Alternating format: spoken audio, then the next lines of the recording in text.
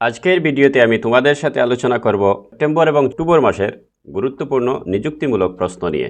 আজকের প্রথম প্রশ্ন, 2025 সালের অক্টোবর মাসে রিজার্ভ ব্যাংক অফ ইন্ডিয়ার নতুন ডেপুটি গভর্নর হিসাবে কে নিযুক্ত হয়েছেন?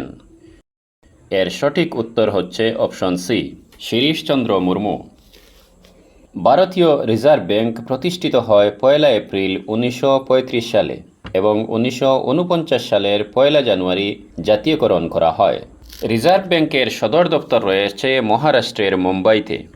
এর বর্তমান গভর্নর হলেন সঞ্জয় মালহোত্রা এবং দায়িত্বরত 4 জন ডেপুটি গভর্নর হলেন টি রবিশঙ্কর, জে স্বামীনাথন, পুনম গুপ্তা এবং শিরিশচন্দ্র মুর্মু। 1 অক্টোবর 2025 থেকে ইন্দো তিব্বত সীমান্ত পুলিশ বা আইটিবিপির নতুন মহাপরিচালক হিসেবে কে দায়িত্ব গ্রহণ করেছেন? এর সঠিক উত্তর হচ্ছে অপশন বি, আইটিবিপির নতুন ডিজি হিসাবে দায়িত্ব গ্রহণ করেছেন প্রবীণ কুমার। ইন্দো তিব্বত সীমান্ত পুলিশ বা আইটিবিপি প্রতিষ্ঠিত হয়েছে 4 অক্টোবর 1962 ইংরেজিতে। এর সদর দপ্তর রয়েছে নয়াদিল্লিতে। নীতিবাক্য হল শৌর্য, দৃঢ়তা, কর্মনিষ্ঠা। পরের প্রশ্ন, 2025 সালের সেপ্টেম্বরে কাকে পুনরায় 2 বছরের জন্য ভারতের অ্যাটর্নি জেনারেল বা এজিআই পদে নিয়োগ করা হয়েছে? এর সঠিক উত্তর হচ্ছে অপশন সি, সিনিয়র অ্যাডভোকেট আর ভেঙ্কটরমানিকে 2 বছরের জন্য ভারতের অ্যাটর্নি জেনারেল পদে পুনরায় নিয়োগ করা হয়েছে। পরের প্রশ্ন, 2025 সালের 1 অক্টোবর এনসিসির মহাপরিচালক হিসেবে কে দায়িত্ব গ্রহণ করেছেন? এর সঠিক উত্তর হচ্ছে option A, lieutenant general Virendra Vats. 2025 সালের 1 October lieutenant general Virendra Vats national cadet corps বা এনসিসির 35তম মহাপরিচালক হিসেবে দায়িত্ব গ্রহণ করেছেন। ন্যাশনাল ক্যাডেট কর্পস সক্রিয় হয়েছে 16 জুলাই 1948 ইংরেজিতে। এর সদর দপ্তর রয়েছে নয়াদিল্লিতে।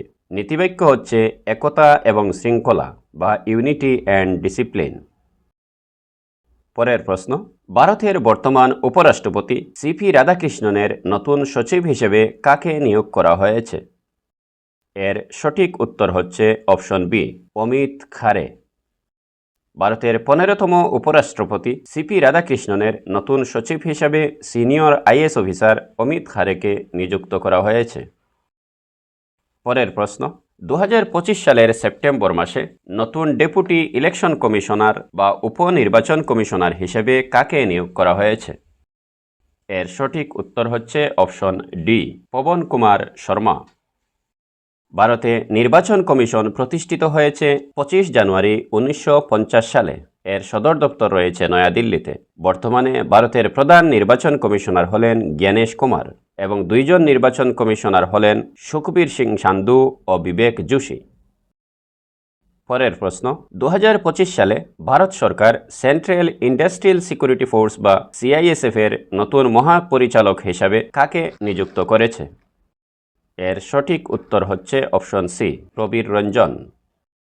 সেন্ট্রাল ইন্ডাস্ট্রিয়াল সিকিউরিটি ফোর্স বা সিআইএসএফ প্রতিষ্ঠিত হয়েছে 10 মার্চ 1969 ইংরেজিতে। এর সদর দপ্তর নয়াদিল্লিতে। নীতিবাক্য হচ্ছে সুরক্ষা এবং নিরাপত্তা বা প্রোটেকশন অ্যান্ড সিকিউরিটি। পরের প্রশ্ন, 2025 সালের অক্টোবর মাসে ভারতীয় সেনাবাহিনীর নতুন অর্ডিন্যান্স সার্ভিসেস এর মহাপরিচালক হিসেবে কে দায়িত্ব গ্রহণ করেছেন? এর সঠিক উত্তর হচ্ছে option A, lieutenant General Deepak Ahuja.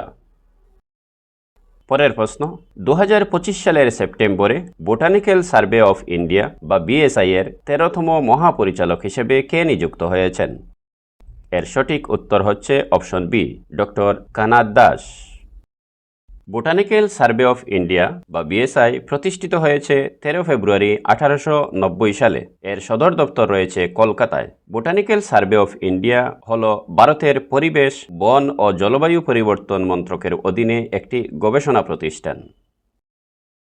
পরের প্রশ্ন, 2025 সালের সেপ্টেম্বরে advertising standards council of India বা এএসসিআই এর নতুন চেয়ারম্যান হিসেবে কাকে নিযুক্ত করা হয়েছে?